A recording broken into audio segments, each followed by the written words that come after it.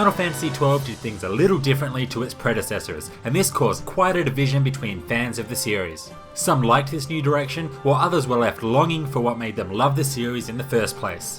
Whatever side of the fence you're on, there is no denying that FF12 has some pretty interesting facts. This is Hellfire RPGs, and you're watching Final Fantasy XII Know the Facts. My man Gilgamesh has been around for a while. In Final Fantasy XII, the weapons that Gilgamesh carries are all weapons from past Final Fantasy heroes. There's Cloud's Buster Sword, Squall's Revolver, which features a chocobo instead of Griever, Zidane's Orichalcum, Titus's Brotherhood, Odin's Zantetsuken, 2 copies of the Tornasol, and the Worm Hero Blade, which is Lotto's sword in Dragon Quest III. Gilgamesh is also voiced by Bender. Did anyone pick that one up? How long I've waited! Gilgamesh fights again! Fight my shiny metal ass. It doesn't look so shiny to me. Shinier than yours, meatbag. YAZumi MATsuno was handpicked by FF creator Hironobu Sakaguchi to direct Final Fantasy XII. Unfortunately, after taking a month off work, he resigned from Square Enix halfway through production due to health reasons. The major superboss in Final Fantasy XII, Yazmat, is spelled YAZMAT in the Japanese version, and this alludes to Matsuno's nickname. The hunt to slay Yazmat is titled Farewell to a Legend, so there's an obvious connection there. Even more interesting is what the Moogle Mon Blonde says when he assigns you the quest. He explains how he and his Moogle friends once worked for a wise leader and mentor, and together they achieved wonderful things. He then states that Yazmat came along and killed that master, causing them all to break up. This, not so subtly, may refer to Square Enix and their team of developers creating wonderful games, but Matsuno's time off and his unexpected departure broke the development team up. Man, I feel like I'm in high school again. As written on this concept art, Vaughn's original name during development was Aqua. He was also originally written with a rugged and world-worn attitude, but was then rewritten to be less manly after consideration of the game's target audience.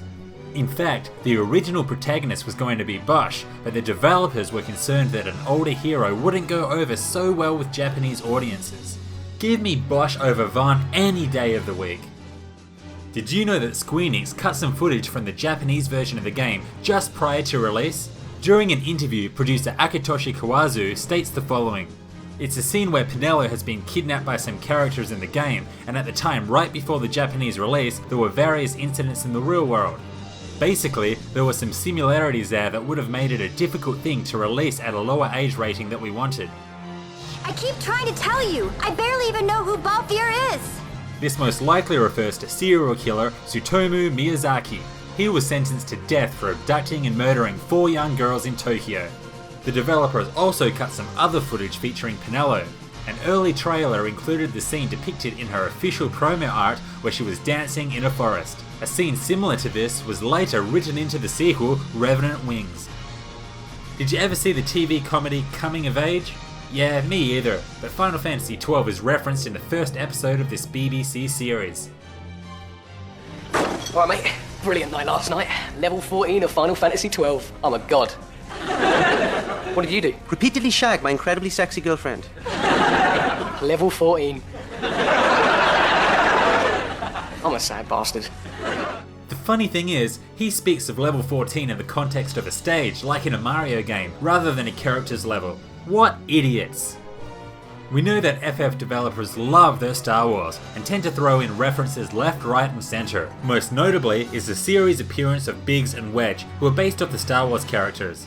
Believe it or not, but they do appear in Final Fantasy XII. Kind of.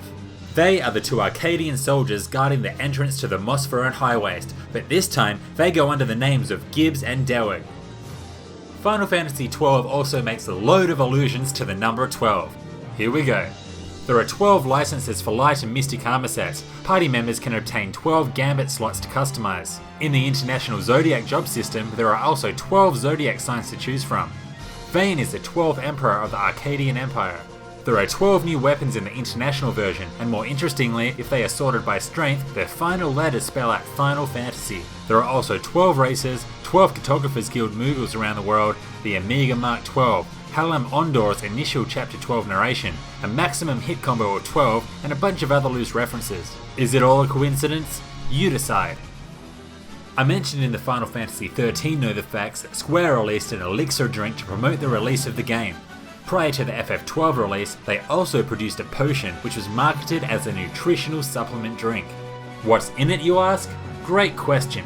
The potion is made up of a blend of royal jelly, propolis extract, elderberry, chamomile, sage, thyme, hyssop, fennel, majoram, rosemary, basil and melissa, which are herbs, not people, and finally carbonated water, caffeine and artificial colouring.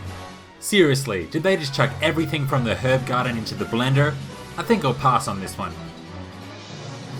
This was Hellfire RPGs, thanks for watching. If you like this video, subscribe and check out some of my other Know the Facts and RPG reviews. Until next time.